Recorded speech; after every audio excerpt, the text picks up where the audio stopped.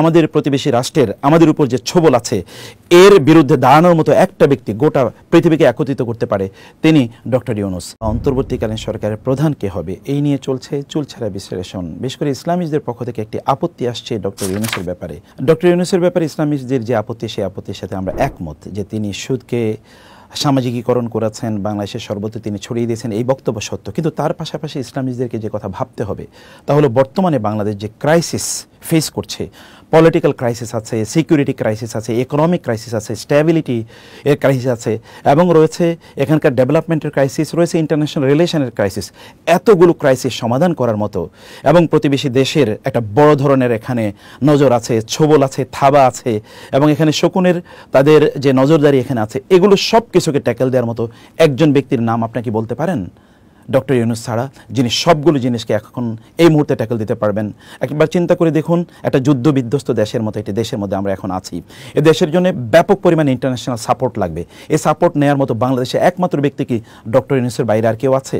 এবং দ্বিতীয়ত একবার চিন্তা করে দেখুন তো, যে আমাদের প্রতিবেশী রাষ্ট্রের আমাদের উপর যে ছোবল আছে এর বিরুদ্ধে দাঁড়ানোর মতো একটা ব্যক্তি গোটা পৃথিবীকে একত্রিত করতে পারে, তিনি ডক্টর ইউনূস। এবং তার পাশাপাশি গোটা বাংলাদেশ উন্নয়নের ক্ষেত্রে, ইকোনমিক্যাল ডেভেলপমেন্টের ক্ষেত্রে তিনি সুদী কাজ করেছেন বটে, সে কথা সত্য, কিন্তু এই জায়গায় তার যে এক্সপার্টিজ আছে, এত হিউজ এক্সপার্টিজ গোটা দেশকে ডেভেলপ করার জন্যে, এবং এর বাইরে বাংলাদেশের বাইরেও গোটা পৃথিবীতে গ্রামীণের যেই ব্যাংকের তাদের যেই সমৃদ্ধি এবং তাদের যে সুনাম রয়েছে, এবং এখানে তাদের যে এক্সপার্টিজ রয়েছে, এরকম একটা লোককে আমাদের কাছে আছে বলুন? এমন কোনো লোক আছে?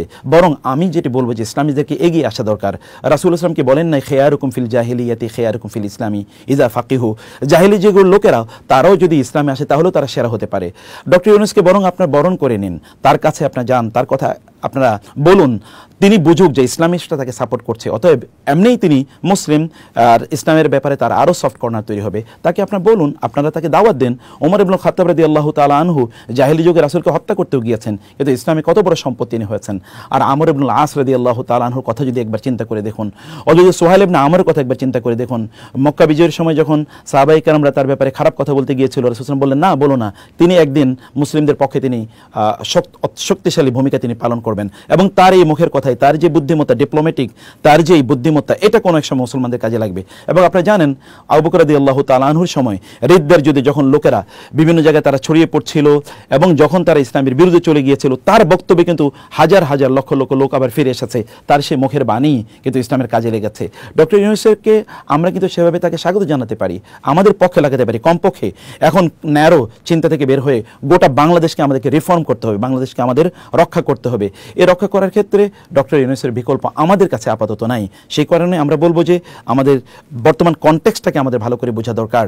আমাদের সিকিউরিটির ইস্যুটি প্রচণ্ড গুরুত্বপূর্ণ, এটা বোঝা দরকার।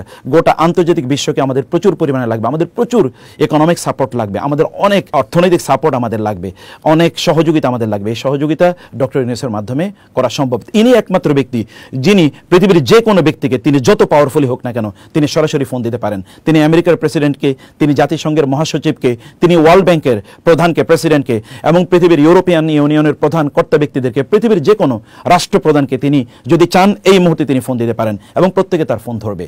তিনি একমাত্র ব্যক্তি যার নামে বাংলাদেশকে বহু লোকেরা চেনে। অতএব আমরা আমাদের নিজেকে ওই জায়গায় নিয়ে যাই, ডক্টর ইউনূসকে দিয়ে আমরা আমাদের দেশকে, আমাদের যে স্বার্থ আছে সেই স্বার্থটা আমরা হাসিল করি, সেটি আমাদের দরকার। অতএব অন্যায়ভাবে তার বিরোধিতা করার প্রয়োজন নেই, বরং আমরা ছাত্র সমাজের সাথে একই বক্তব্য আমরাও দিতে চাই, তাদের সাথে আমরা সুর মিলিয়ে আমরা বলতে চাই, আমরা ডক্টর ইউনূসকে তত্ত্বাবধায়ক সরকার অথবা যদি ইন্টারিম গভর্নমেন্ট বলি, এবং আমরা যদি বলি যে এখানকার অন্তর্বর্তীকালীন সরকার তার প্রধান হিসেবে আমরাও তাকে দেখতে চাই। আরেকটি বিষয় এখানে খুবই গুরুত্বপূর্ণ, তিনি কিন্তু কোনো পলিটিক্যাল ক্যারিয়ার না, তার পলিটিক্যাল কোনো ভিশনও নাই যে তিনি এখানে দীর্ঘদিন পর্যন্ত থাকবেন। তিনি ইন্টারিম একটি ব্যবস্থাপনা তিনি করবেন, তারপরে তিনি হতে পারে তিনি নির্বাচন দেবেন বা কী করবেন সেটি একটি ভিন্ন বিষয়। আবার তিনি পলিটিক্যাল কোনো গ্রুপ তৈরি করে তারপরে এটাকে অন্যদের মতো যারা এতদিন পরিচালনা করেছিলেন তাদের মতো এটাকে তিনি কুক্ষিগত করবেন, এরকম কোন ব্যক্তিত্বও তিনি নন। আর তিনি দেখুন গ্রামীণ ব্যাংক অথবা গ্রামীণ ফোন এবং অন্যান্য যা কিছু তিনি ধরেছেন সব হীরার টুকরা হয়ে গেছে। তার যে সোশ্যাল বিজনেস, এটা তো আমাদেরই আইডিয়া, এটাকে তিনি একটু আপনার মানে ইউরোপিয়ানাইজ তিনি করেছেন। সোশ্যাল বিজনেস তো আমাদের ওয়াকফের যে আইডিয়াটা তিনি আসলে সেল করতে চেয়েছেন। অতএব তার কনসেপ্টগুলোকে এগুলোকে ইসলামের বাইরে আপনি দেখবেন না, এগুলোকে কোনো অবস্থায় ইসলামাইজ আপনি করে নিতে পারেন। তার ইকোনমিক থিওরিটাকে আপনি কেবল ইসলামিক থিওরিতে রূপান্তরিত করেন। এবং আপনি দেখুন না, ইসলামী ব্যাংকগুলো কিন্তু তার যে রুরাল ব্যাংকিং অথবা তার যদি আমরা বলি মাইক্রো ফাইন্যান্স, ইসলামী ব্যাংকগুলোকে এখন করে না। হাজার হাজার এনজিও তৈরি হয়েছে মাইক্রো ফাইন্যান্সের উপর, ইসলামিক মাইক্রো ফাইন্যান্স নামে তৈরি হয়েছে কিন্তু এই ডক্টর ইউনূসের সেই থিওরির উপর। অতএব থিওরিকে ইসলামাইজ করুন এবং তাকে আপনার বলুন যে এই কাজগুলো ইসলাম নিষিদ্ধ করেছে, তিনি নিশ্চয়ই সেটি বুঝবেন। অন্যথায় তার বিরোধিতা করলে আমরাই ক্ষতির মধ্যে নিমজ্জিত হব, কারণ আমরা একটা সন্ধিক্ষণে দাঁড়িয়ে আছি। ক্রু থেকে কাউন্টার ক্রু হয়, হতে পারে যে আপনাদের যে অভ্যুত্থান, আপনাদের যে অর্জন, যে বিজয়, এই বিজয় কিন্তু হাতছাড়া হয়ে যেতে পারে। অতএব এখন বিরোধিতা করার সময় নয়, এখন ডক্টর ইউনূসের পক্ষে বরং আমাদের দাঁড়ানো দরকার। বরং চলুন আমরা সবাই সমস্যারে বলি, ওলামায়ে কেরাম বলুক যে আমরা ডক্টর ইউনূসকে চাই, এবং তারপরে